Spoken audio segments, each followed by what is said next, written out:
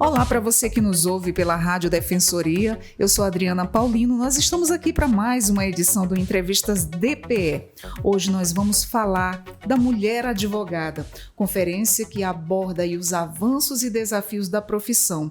Nossa convidada de hoje para falarmos sobre esse assunto é a Caroline Catânio, ela é vice-presidente da OAB. Seja muito bem-vinda, Caroline, ao Entrevistas DPE. Obrigada. Nesta edição, nosso podcast Entrevistas DPE, nós recebemos a Caroline Catânio, que ela é vice-presidente da OAB, para falarmos sobre os temas abordados aí da terceira conferência da Mulher Advogada, que ocorreu aí no dia 7 de agosto. E durante o nosso bate-papo inspirador, aí a profissional compartilhou sua experiência também na carreira jurídica para uma nova geração de advogadas que precisam aí de um norte para se espelhar para suas carreiras. Então, conta pra gente, o tema da terceira Conferência Estadual da Mulher Advogada são aí os avanços, os desafios da mulher na carreira jurídica. Qual é a importância de discutir esses temas na atualidade? Uma boa tarde a todos, em primeiro lugar, muito feliz por estar aqui, obrigada pelo convite.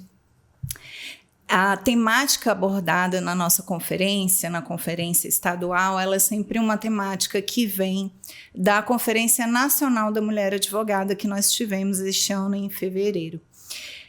Nesta conferência, que teve como tema evolução e protagonismo da mulher, nós tivemos muitos painéis a respeito destes desafios e das novas abordagens.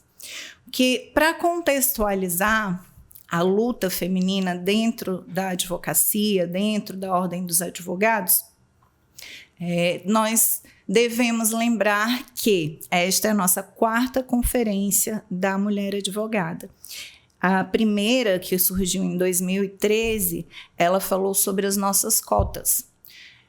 Sugestão de cotas de 30% para as mulheres nas cadeiras da advocacia, porque já éramos muitas advogadas, éramos a metade, somos mais da metade da advocacia brasileira e à época nós já éramos a metade. Então, se pagávamos a metade da conta, nós também queríamos espaço à mesa. Então, em 2013, surge primeiro essa ideia da cota de 30%, que foi aprovada. Em 2016, a discussão era sobre os direitos da mulher advogada, direitos de amamentar, direitos de licença maternidade que nós não tínhamos. Então, casos de colegas que com 40 dias de resguardo tiveram que fazer sustentação oral porque o juiz indeferiu o adiamento. Então, muitos casos eram assim, o juiz dizia, não, você pode subestabelecer, mas eu vou subestabelecer para o colega, eu perco financeiramente. Então, essa lei, inclusive, se chama Lei Júlia Matos, que é o nome da filha da nossa ministra pelo 5º Constitucional, doutora Daniela Teixeira. Ela foi instituída, nós hoje temos esse direito, nós temos também os fraudários, as salas de amamentação, tudo isso veio dessa conferência, dessa luta feminina pelos direitos das mulheres advogadas. Em 2020, na conferência, foi discutida a paridade de gênero, 50%. E cabe lembrar aqui que essa luta pela paridade, ela vem também encabeçada por advogadas roraimenses. A advogada doutora Floreni Mota, que é inclusive uma advogada indígena, doutora Meise França, que hoje é nossa tesoureira na Ordem dos Advogados de Roraima, e também da doutora Michele Riso. Essas 3 mulheres discutiram a ideia de que se nós pagamos a metade da conta, queremos a metade da mesa. E aí surgiu aqui em Roraima o movimento Mais Mulheres na Ordem. Esse movimento que tomou o Brasil foi levado para o Conselho Federal e através da Daniela Borges, que hoje é presidente da OAB da Bahia, junto com a Valentina Jungmann, conselheira federal, resultou na paridade na Resolução 5 de 2020, que estipulou a paridade de gênero nas composições de chapa da Ordem. Então, hoje, nossa chapa é composta 50% de homens e 50% de mulheres.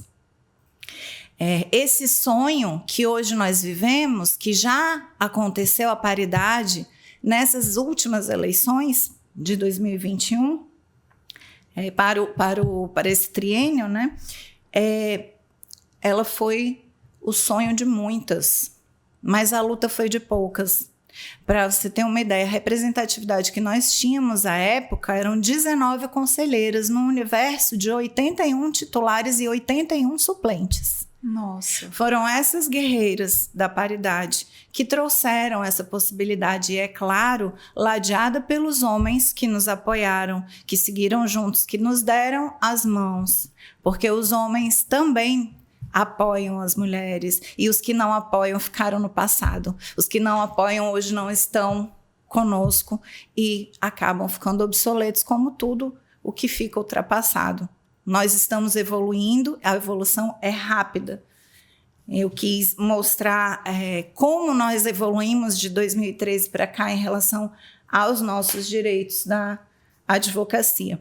Então, hoje, com a paridade, nós temos 5 mulheres presidentes: a Gisela Cardoso, no Mato Grosso, a Cláudia Prudêncio, em Santa Catarina, Patrícia Vanzolini, em São Paulo, a maior seccional do Brasil. Em 89 anos, é a primeira mulher a presidir a seccional de São Paulo. Marilena Winter, do Paraná, e a Dani Borges, que é da Bahia, presidente da Bahia. Isso significa que antes nós tínhamos uma mulher presidente, hoje nós temos 5. E nós temos um colegiado de vice-presidentes praticamente todo feminino, só 5 homens. Isso pode levar numa visão pessimista, a dizer, porque nós somos coadjuvantes. Ainda somos.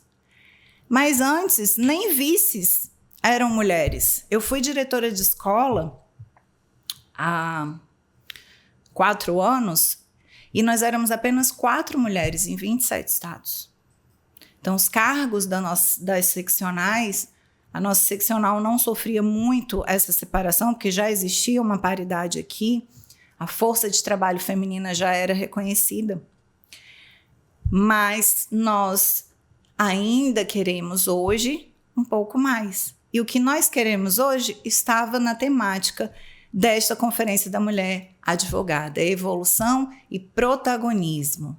Agora nós queremos também liderar. Caroline, como é que você enxerga aí os avanços das mulheres na advocacia? Quais as mudanças significativas ocorreram aí nos últimos anos o que você destacaria? Eu falei tanto aqui, né, que eu já falei acho que para a mulher advogada, uma mudança muitíssimo importante foram os direitos à licença maternidade, às salas de amamentação, aos fraldários, que é um desafio muito grande para a mulher trabalhar fora e ser mãe. E na advocacia nós não tínhamos os direitos que já foram conquistados desde a nossa Constituição Cidadã de 1988. E pasmem, na advocacia... E olha para as mulheres do direito, né? Nós não tínhamos. Hoje nós estamos também com um projeto de lei daquela advogada, inclusive vai levar o nome dela, que foi morta em sua primeira atuação no tribunal de júri. Eu não lembro o sobrenome, Bruna, o nome dela. Ela foi assassinada. Então, nós temos hoje um projeto de lei tramitando que transforma o homicídio praticado contra o advogado no exercício das suas funções em homicídio qualificado. Esse também vai ser um grande avanço, porque nós ainda temos muito, e as mulheres advogadas são as que mais sofrem, tanto as agressões, quanto, inclusive, os óbitos no exercício da sua profissão. Nossa, que difícil. A gente sabe que já teve também muita evolução, né, nessa área. Mas, na sua visão, quais são os principais desafios aí que as mulheres advogadas enfrentam hoje? E como você acredita que esses desafios podem ser superados? Eu acredito na união das mulheres. porque as leis estão sendo feitas, estão sendo postas. Esse triênio nós tivemos também um grande avanço, que foi a legislação contra o assédio moral e sexual dentro da ordem. Nós tivemos essa evolução na nossa instituição. Mas as mulheres ainda têm muito medo de denunciar. As mulheres sofrem, sim, assédio no seu ambiente de trabalho. Mulheres que se destacam sofrem violência política, rotineiramente, na frente de todos. Nossa. E é muito difícil denunciar. Primeiro, pelo sistema que nós vivemos do patriarcado, e isso não é só na advocacia que acontece, eu creio que em todo local, em todas as profissões, tanto que nós mulheres até hoje recebemos 17% menos que os homens, né, para exercer a mesma função, de 17% a 19%. Então, acredito que o principal é a união, é o debate. A gente fala muito em local de fala, é claro que eu posso, como mulher, lutar por uma mulher negra, uma mulher trans, uma mulher deficiente, mas eu, com certeza, não tenho como sentir o que aquela mulher sente.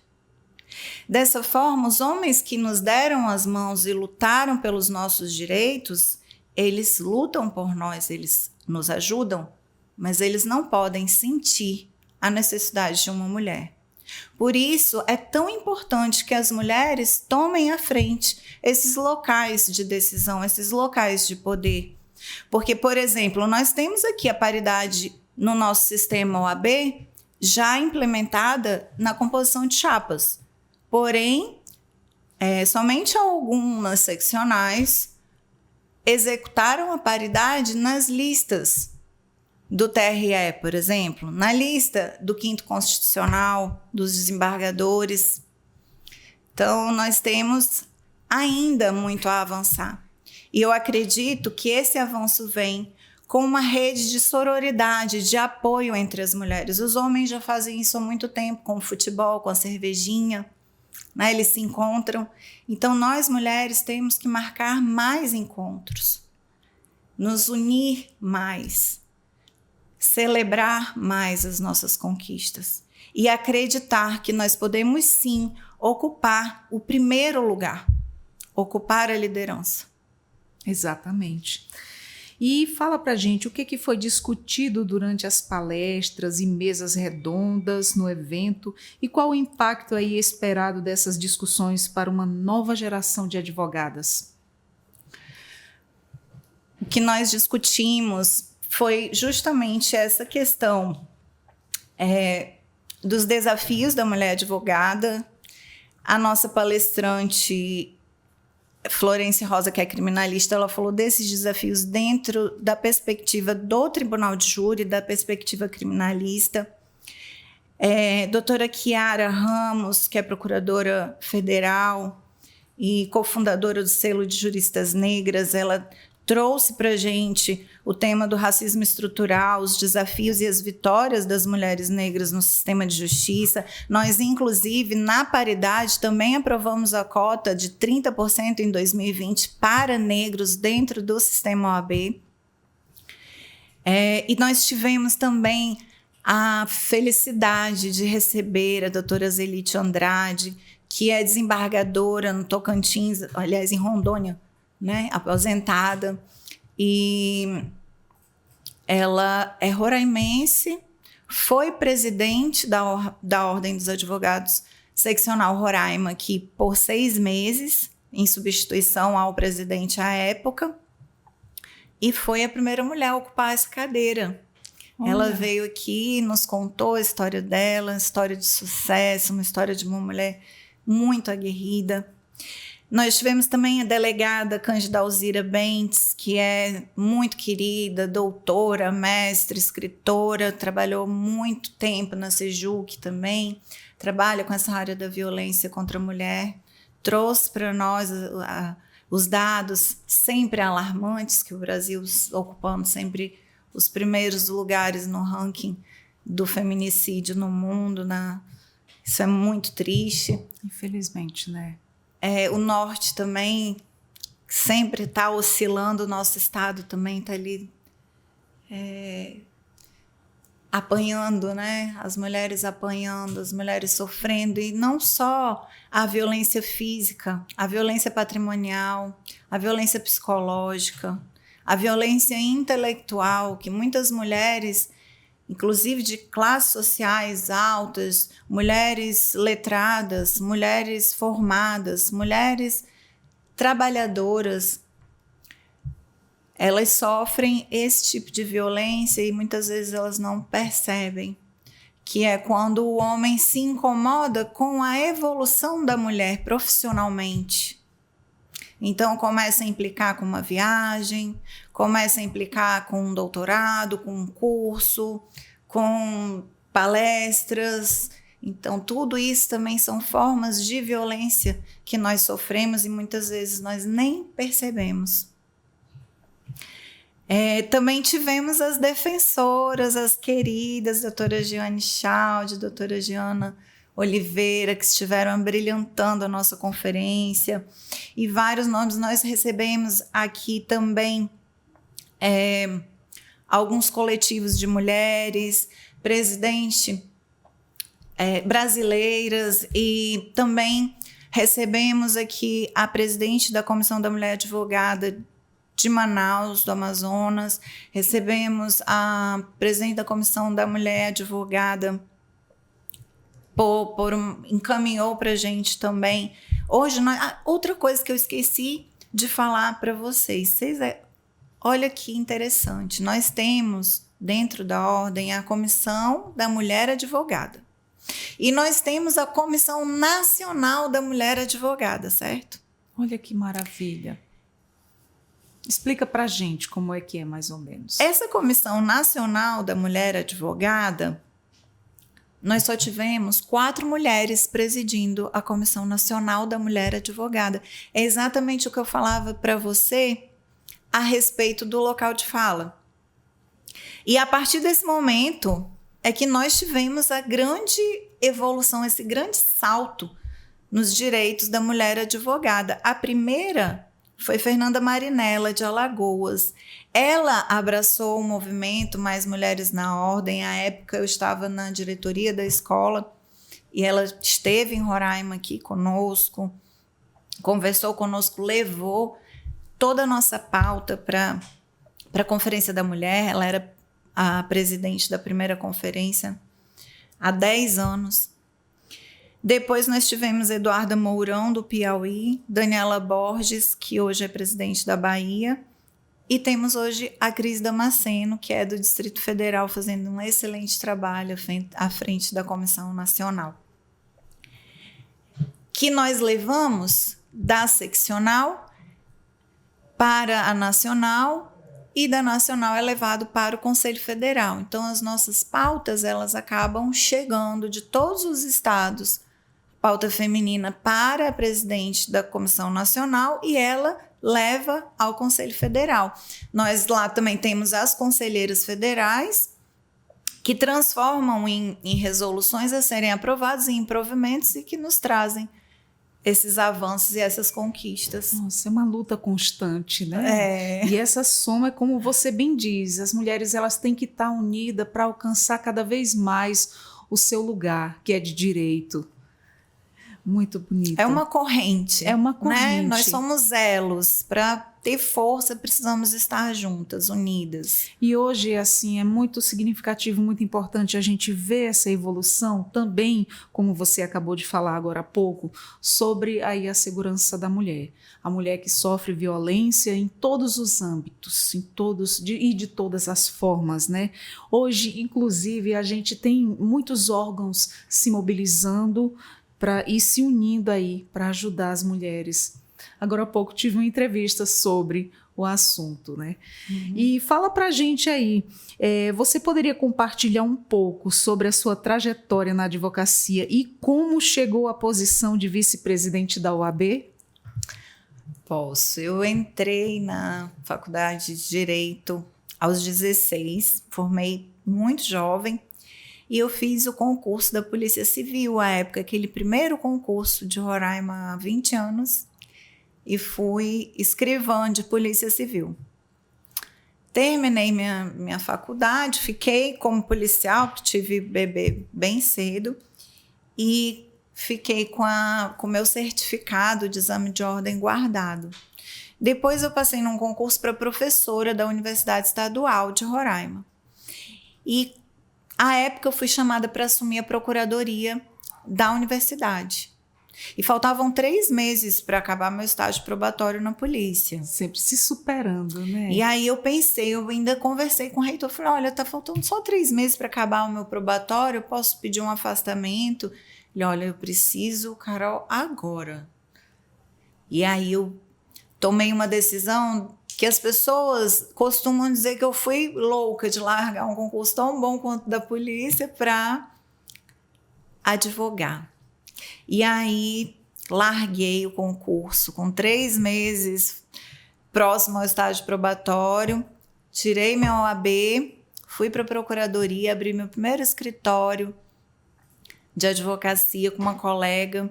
Depois nós chegamos a fechar, fiquei um tempo no serviço público e aí me especializei em direito tributário, meu irmão tributarista também, e atuo nessa área de parecerista nesse escritório nosso. Essa é a minha especialidade, mas também atuo em administrativo. E hoje presido a Comissão de Disciplina e Ética da Universidade Estadual, que é um cargo também privativo. Aí, essa é uma trajetória resumida. Eu fiz o meu mestrado em educação e optei por fazer o doutorado em direito, para que eu tivesse as 2 áreas em desenvolvimento, porque também sou professora e amo o que eu faço. E nesse período, quando entrei nos quadros da ordem, eu tinha uma prima que já faz parte há muito tempo e ela dizia, Carol, vamos, é muito bom, a gente conversa, a gente faz network, a gente interage. E eu demorei até que há 12 anos eu aceitei o convite e fui para a escola como secretária-geral da Escola Superior da Advocacia aqui. Na gestão do meu querido amigo, Dr. Jorge Frache, se estiver me ouvindo, um beijo. Depois fui vice-diretora-geral na gestão do meu querido amigo Rodolfo Moraes, também um grande abraço. Até que o Dr. Edinaldo Vidal me chamou para dirigir a escola. Fui diretora-geral da Escola Superior da Advocacia e eu ia nessa gestão, na composição da chapa, eu iria para o Conselho Federal como conselheira. E meus pares solicitaram, né, segundo o presidente e a cúpula da OAB, pediram meu nome para que viesse somar como vice-presidente. E aqui eu estou fazendo o meu trabalho da melhor maneira possível, e estreando nessa parte bem política, né, da ordem, que é a diretoria. Nossa, admirável. Eu fico assim sempre muito admirada quando eu vejo uma mulher exercer assim inúmeras funções e chega assim a um patamar. É admirável. Meus parabéns. Obrigada. E quais foram aí os maiores desafios que você encontrou aí na sua carreira? E quais as estratégias você utilizou para superá-las? É complicado até falar. Eu acho que os maiores desafios que eu enfrentei, que eu ainda enfrento na minha carreira, se devem à minha postura. Eu tenho uma postura muito correta e muito ética, então eu acabo incomodando um pouco nessas situações. As mulheres, geralmente, elas são colocadas como uma vitrine. As mulheres, elas são estimuladas a falar baixo, a obedecer, a demonstrar subserviência. Eu acredito que os maiores desafios da minha carreira desde muito jovem tem como base a dificuldade de ser subserviente. E em muitas outras profissões, né? E em muitas outras áreas também. A dificuldade maior é ser mulher, porque se você é uma mulher bonita, você está lá porque é bonita. Se você tem um currículo bom, quando você chega nesse local, há uma desconstrução de todo o seu esforço. Te entendo. Para que você não brilhe, para que você não avance. Porque até ali, enquanto você estiver lado a lado, tá tudo bem. Enquanto você estiver um pouquinho atrás, tá tudo bem. Mas se você passar um passinho à frente, aí a pancada... Desculpa o termo, mas a pancada é seca, como falam, É né? verdade. E em muitas áreas também a gente presencia esses tipos de situações. Infelizmente, as pessoas elas não estão olhando ali o conteúdo, elas estão olhando o por fora e sem saber a trajetória daquela história, o esforço que foi chegar até onde chegou. Infelizmente, em todas as áreas a gente presencia com esse tipo de coisa. E a violência política que nós sofremos, porque quando a mulher sofre violência política, é diferente do homem. O homem, ele é agredido no seu trabalho. Falam que o homem é ladrão, que ele é improbo, que ele é burro, mas a mulher não. A mulher ela é agredida na sua honra. A mulher é atingida na sua família. É Verdade. por isso que tantas mulheres têm medo de ingressar na vida pública. Têm medo de cargos de muita ascensão, porque inventam fake news, histórias, e isso tudo nos abala. Então, os maiores desafios da minha carreira não eram desafios intelectuais, como eu poderia dizer, assim, o maior desafio foi passar no meu doutorado em Brasília. Mas não, os maiores desafios que eu enfrentei foram por ser mulher e por estar em espaço de decisão e poder. Eu sei exatamente como é que é. E que conselhos você daria para as mulheres que estão começando a carreira jurídica agora? O que você gostaria de ter sabido quando iniciou a sua jornada? Eu acho que talvez se eu tivesse tido um vislumbre de como as coisas realmente são, isso tivesse me assustado bastante. Eu entrei na faculdade de Direito muito iludida, né? E o ser humano, ele é difícil mesmo. A polícia foi muito boa para mim no sentido de acordar, de abrir os olhos, de ver que o ser humano pode ser cruel, pode ser ruim, de graça, e não só pelo meio em que ele vive, como nós estudamos na sociologia jurídica.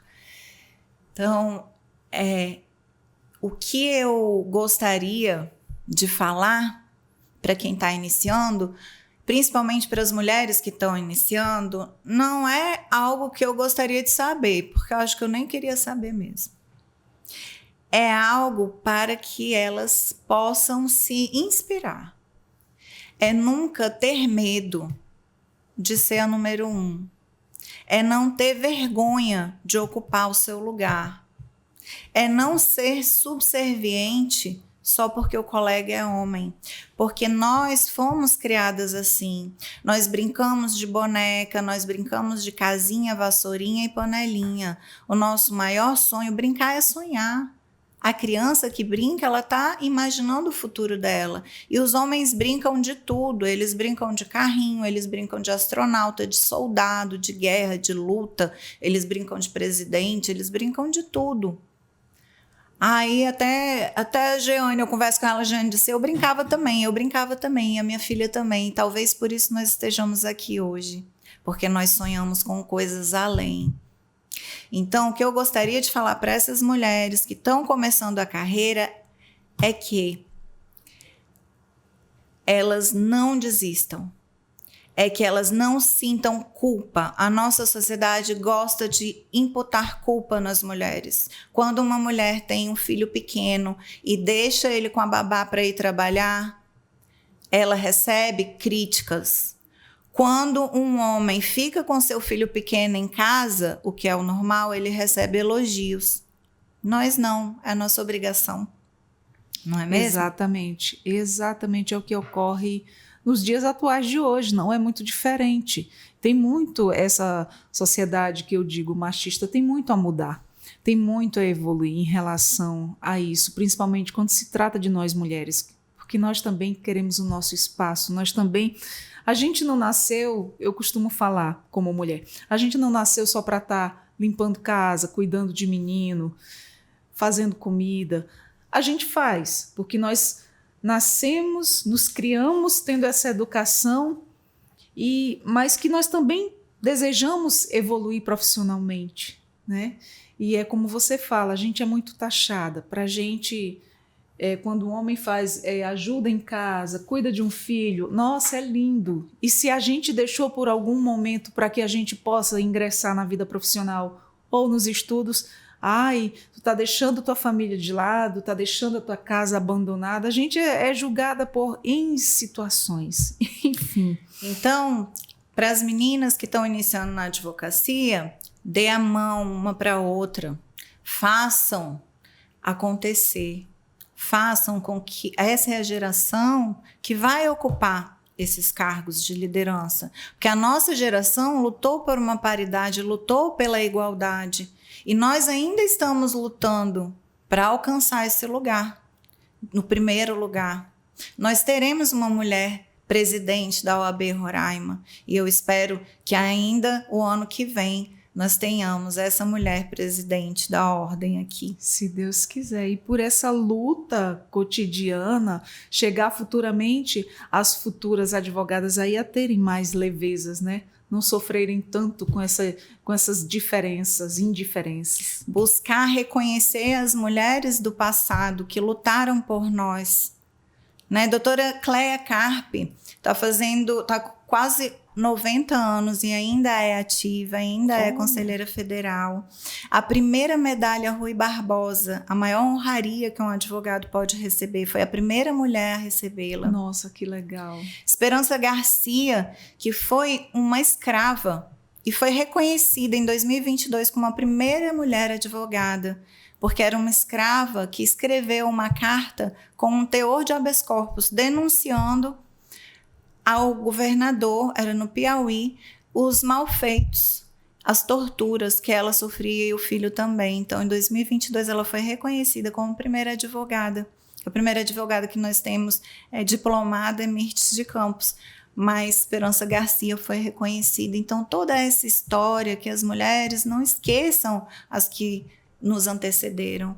Porque hoje, quando nós chegamos na defensoria, na procuradoria, no fórum, ter um berçário, ter um fraudário é algo muito normal, é muito comum, não nos assusta, mas é uma conquista recente.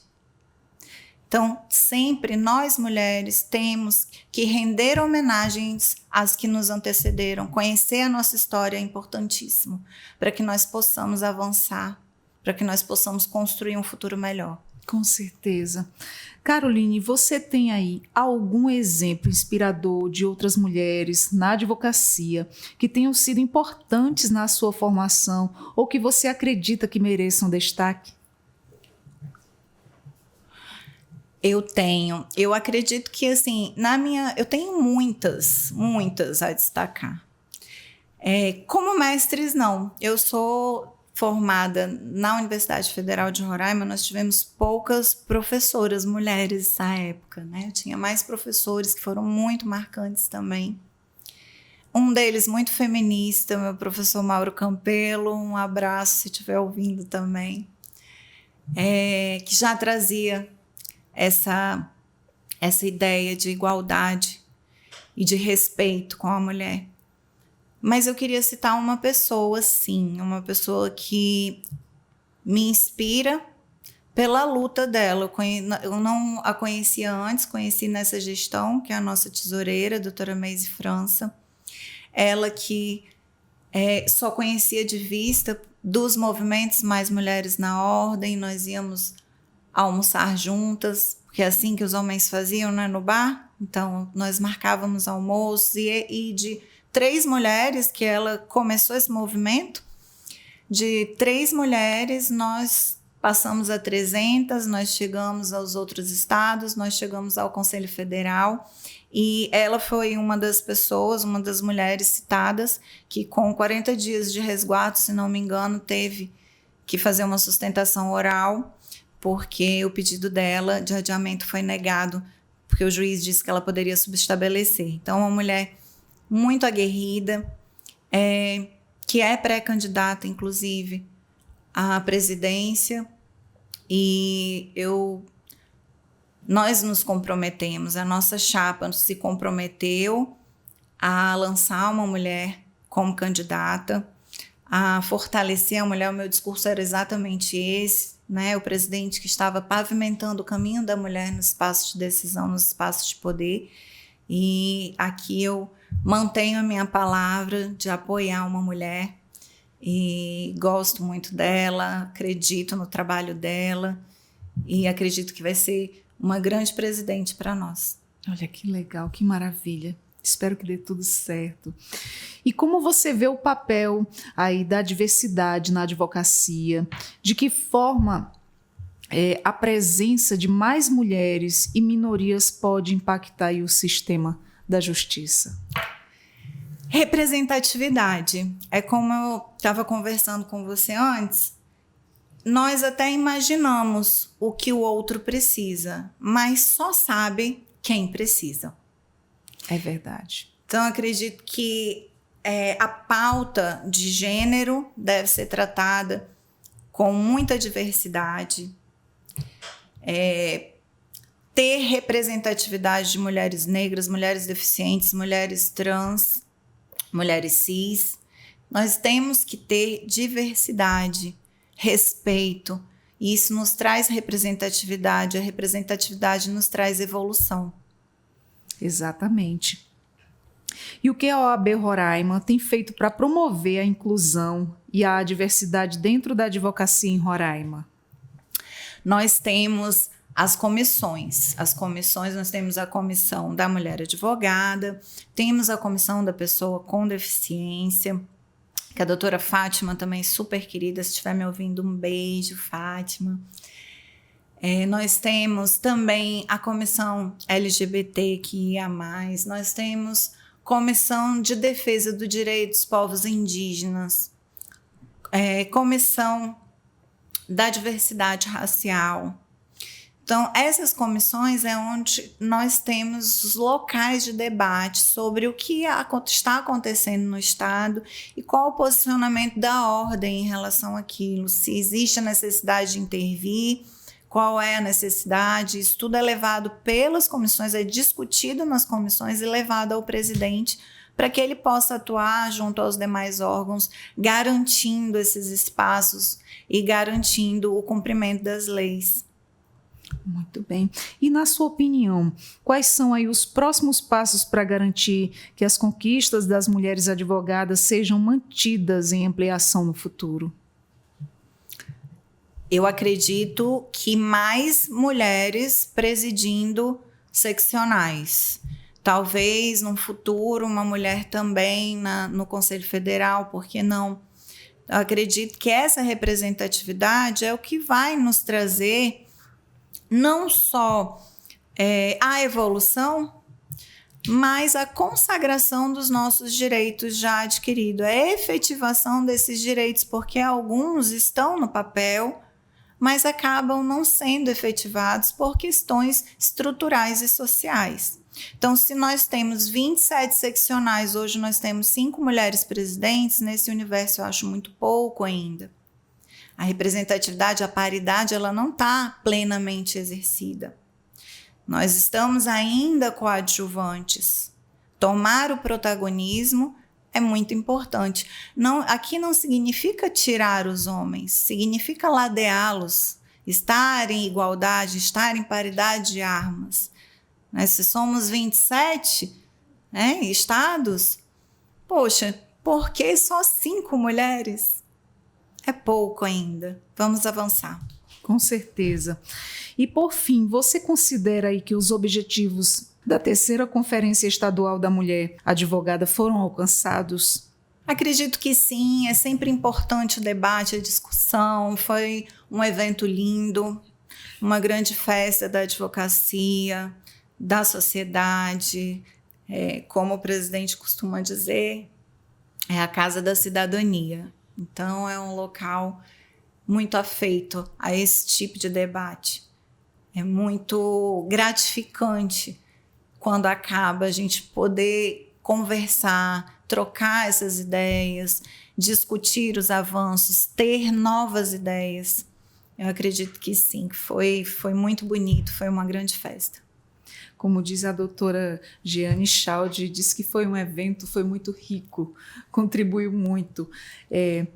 Há alguma mensagem final que você gostaria de deixar para as advogadas, futuras advogadas que estão participando do evento? Que participaram, né? Já foi encerrado. Agradecer pela presença de cada uma. A contribuição de vocês é muito importante para o sucesso de cada evento que nós fazemos. Dizer da importância de estar nesses locais, de ouvir a fala das pessoas mais experientes, como a doutora Zelite, que veio aqui dar o testemunho dela, falar sobre a trajetória de vida dela. Venham, compareçam, a OAB está sempre aberta à população, está sempre aberta para a advocacia, e mesmo quem não é advogado, quem não é advogada, teria sido um público muito bom. Então, não só para as advogadas, mas também para todas as mulheres, participar da Conferência Estadual da Mulher Advogada é muito enriquecedor, porque lá nós não estamos falando do direito de forma positivada, de uma forma... Nós estamos falando dos direitos de todas nós, dos direitos das mulheres, o que está positivado, o que ainda será, o que não foi efetivado, que já está, mas não foi efetivado. Então, isso é do interesse de todas as mulheres.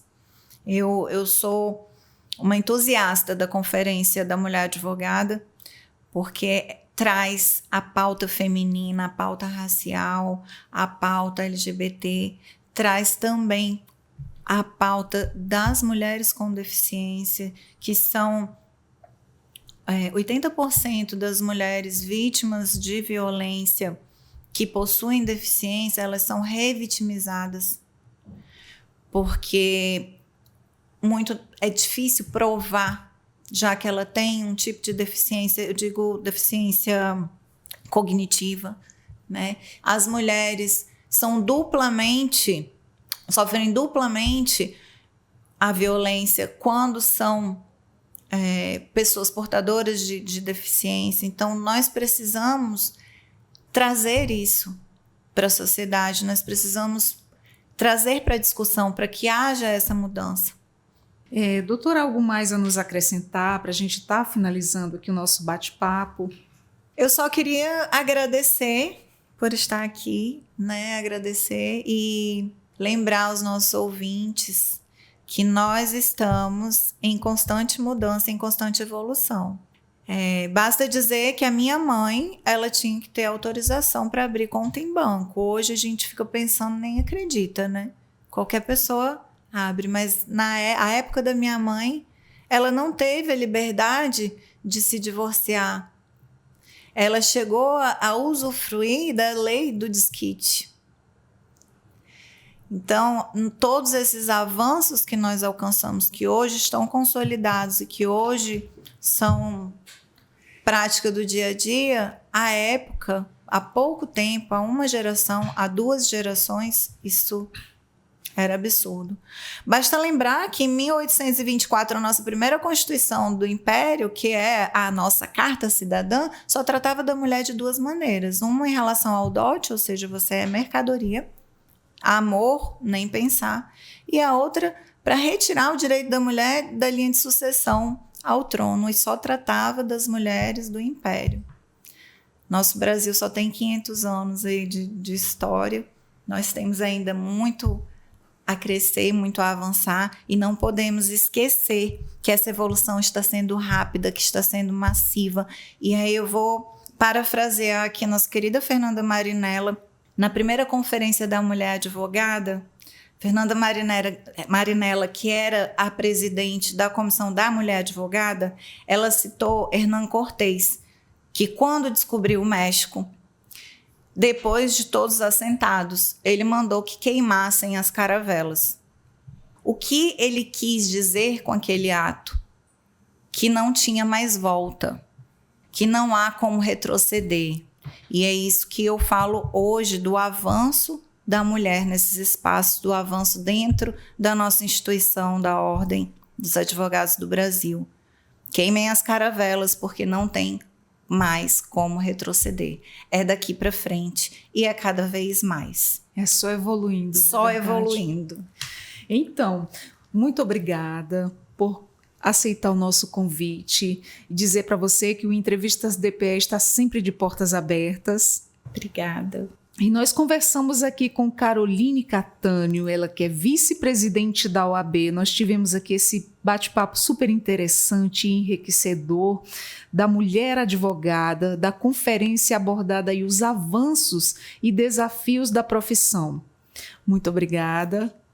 Serás sempre bem-vinda aqui com a gente ao Entrevistas DPE. Nós vamos ficando por aqui. Eu sou Adriana Paulino. Até a próxima. Nos acompanhe também pelo Spotify, Deezer, nas nossas redes sociais. Basta você digitar na busca Defensoria Roraima e seguir lá Entrevistas DPE. Vai estar lá todos os nossos conteúdos de suma importância. Um deles vai te interessar bastante, como todos são maravilhosos para quem nos acessar.